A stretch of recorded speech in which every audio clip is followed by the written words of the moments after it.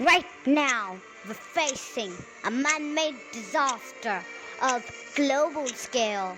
If we don't take action, the increasing pollution, changing weather, and the melting ice is bringing a horizon to our civilization. The message is clear. Time is running out. I'm Raina Sharma of Class 5th A, President of Eco Care Club, SAGS School. This world is ending. We need to take action.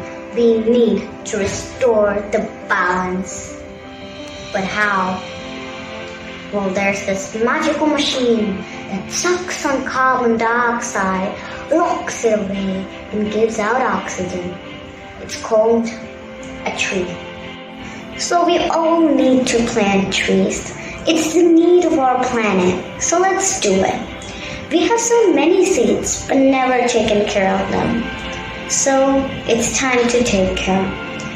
SAGS School and Manju Rana Ma'am, our principal, are taking initiative in planting trees.